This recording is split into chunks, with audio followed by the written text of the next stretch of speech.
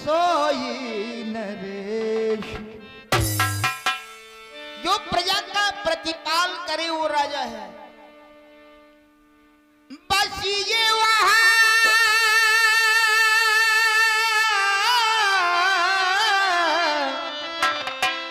जहां सुंदर देश।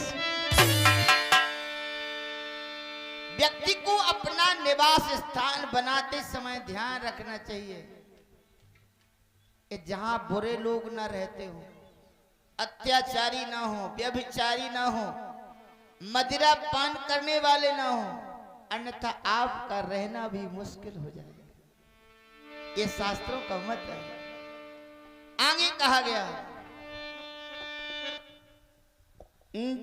जाशूराज प्रिय। प्रिय कहा गया प्रजा को। राजा को प्रजा प्रिय होना चाहिए।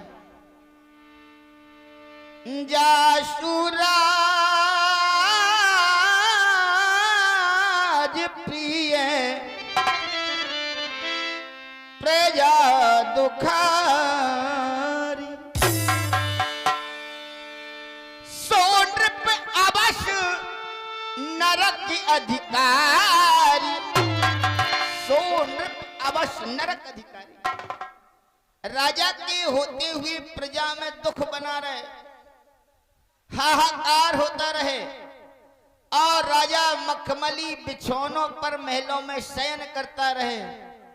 यदि ऐसा राजा इस दुनिया को छोड़ के जाएगा, भले ही घर परिवार के लोग उसे स्वर्गवासी कहें, लेकिन जो प्रजा का हितैषी नहीं है वो कभी स्वर्गवासी नहीं हो सकता। कहा गया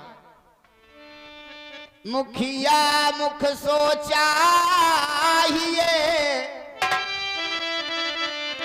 खान पान कोई पाल पोष सकल जगह। तुलसी सहित विवेक। पालन पोषण करना चाहिए। जिस प्रकार से एक पिता का धर्म होता है, उसी प्रकार से राजा के लिए प्रजा भी पुत्रवत होती है। कहा गया बजी ताली युगल कर से नियम ये सदा से है। यदि राजा प्रजा से है तो प्रजा भी राजा है। तो हमारे अयोध्या राज के कीर्तिमान स्तंभ मंत्री सुवंत महाराज, हमें अवगत कराओ, कहीं अयोध्या की प्रजा में कोई कष्ट तो नहीं है? धन्य है महाराज आपकी प्रजा के प्रति ये भावना। सुन रहा था, ये तो बात सत्य है कि राजा और प्रजा एक दूसरे के पूरक हुआ करते हैं। क्यों कि बड़ा है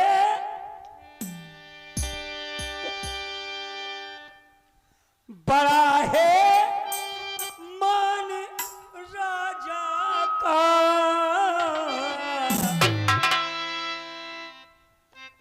अरे बड़ा है मान राजा का, प्रजा ही के बड़ा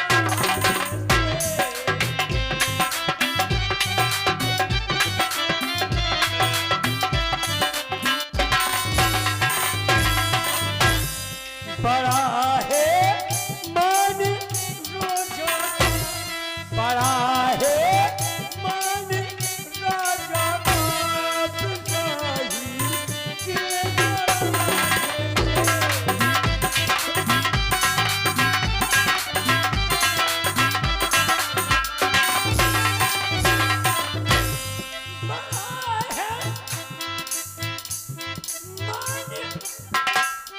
राजा का,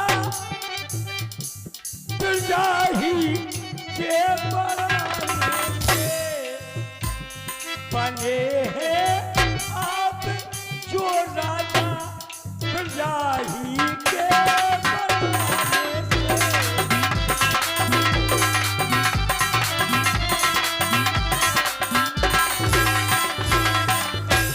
बड़ा है मान राजा का प्रजा ही के बढ़ाने से बने हैं आप, जो राजा इस प्रजा के ही बनाने से।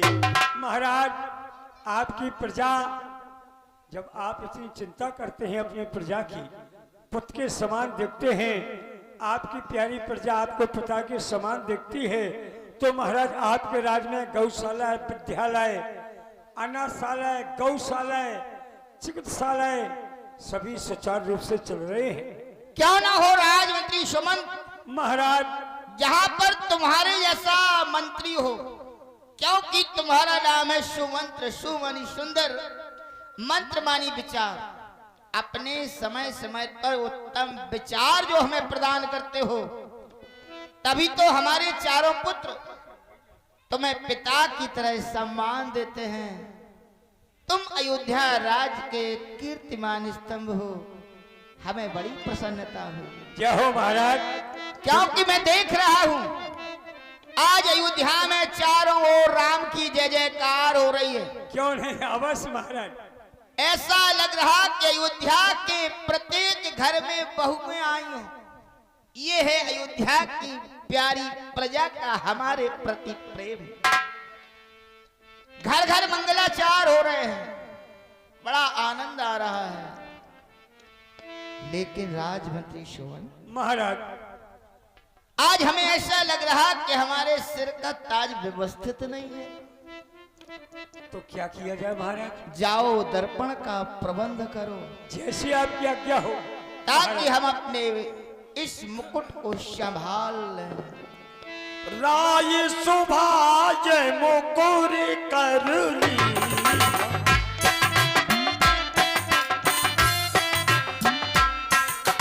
पदारी बिलोक मुकुट समुखी, पदारी बिलोक मुकुट समुखी।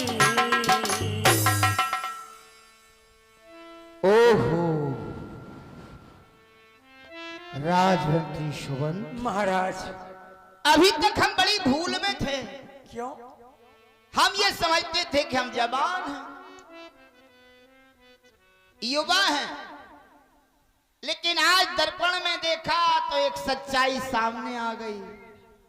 क्या और महाराज? सच्चाई ये सामने आई कि हमारे कानों के समीप के बाल अब सफेद हो गए। मानो ये बार बार हमें उपदेश दे रहे हैं कि राजन, क्यों पड़े हो राज के मोह के चक्कर में।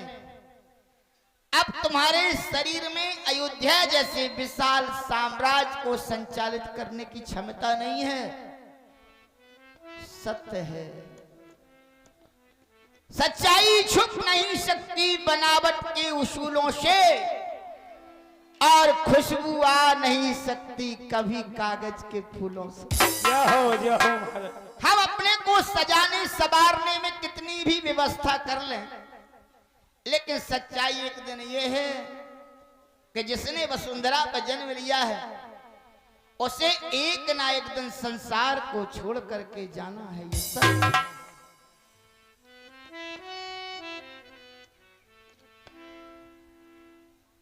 तो हम बूढ़े हो गए। राधे मंत्री शोभन, देखो आता है ये ग्रीष्म काल। ग्रीष्म काल से तात्पर्य बुढ़ापा। सुंदर बसंत ऋतु जाती है, जवानी चली गई, बसंत ऋतु चला गया। तरुणाई पर पड़ गई ओस, अब वृद्धावस्था आती है।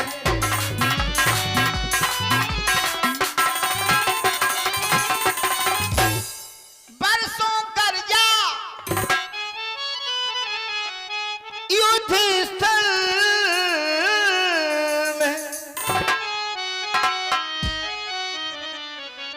बारिशों कर्जा समाधि स्थल में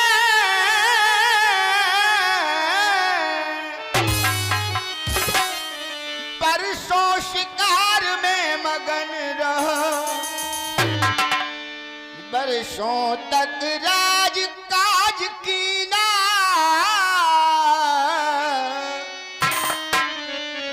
बरसों महलों में मगन रहा। सत्य है, सब कुछ देख लिया, क्योंकि आया है सो जाएगा राजा रंक फकीर। एक सिंहासन चढ़ चलो एक बधू तीसरे बाने समीप भय उषेत के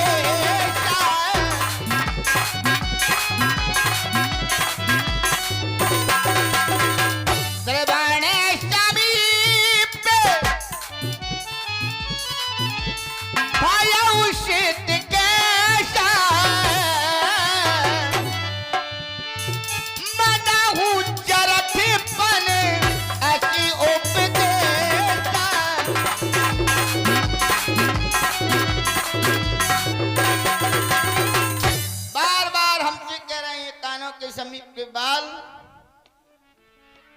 क्योंकि संसार की सच्चाई ये है कि जब शरीर कमजोर हो जाए तो घर का मुखिया अपने बेटे को बना देना चाहिए। कहा गया यह तन का चाकुंभ है, लिए फिरा था साथ,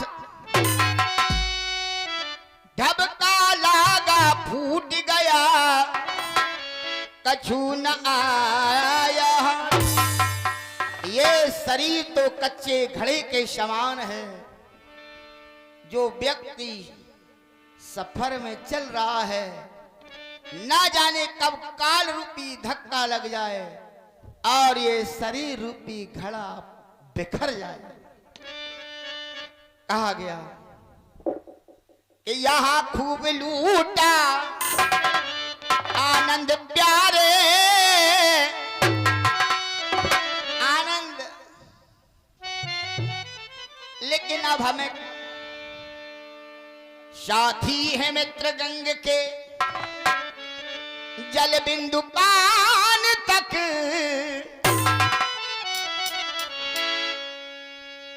अर्धांगिनी बढ़ेगी केवल मकान तक।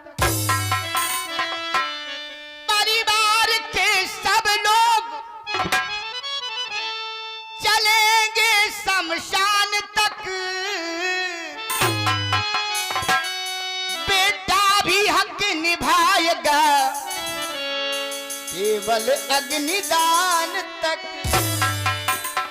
तो इसके आगे क्या है? भजन है कि कायम जगत का ये मेला रहेगा, कायम जगत का झमेला रहेगा।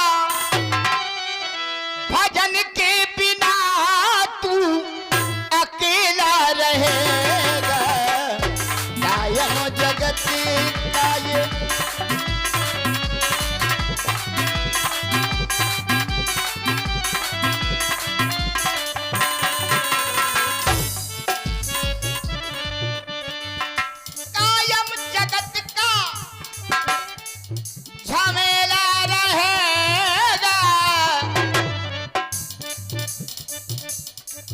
भजन के बिना तू अकेला रहेगा, भजन के बिना तू।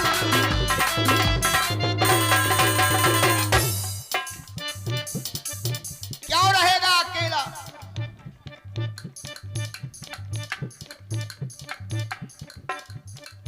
वेद धनवंतरी के बच न सके प्राण गए, आदमी की गिनती क्या यहाँ से तो भगवान गए।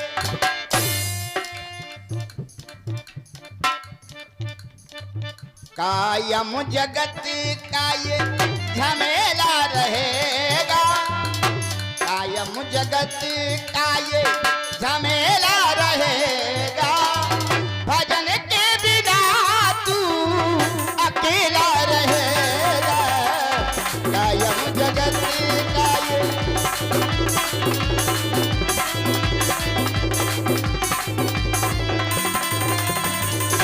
हेलो हेलो, परम आदरणीय 50 रुपया हमारे संतराम भैया पाल साहब महाराज दशरथ जी की सुंदर भावना पर, और दशरथ जी की भूमिका में आप देख रहे हैं आदरणीय सम्मानीय परम पूजनीय प्रातः स्मरणीय, जिन्होंने जिला झांसी, जिला जालौन, यूपी का एमपी तक अपने नाम का एक स्तर बनाया है, पंडित श्री वीरेंद्र त्रिपाठी जी आचार्य महोदय कौच निवासी, ऐसे सम्राट कलाकार की मधुर वाणी पर ये संतराम पाल की ओर से 50 रुपया प्रदान हुए। बहुत बहुत धन्यवाद। और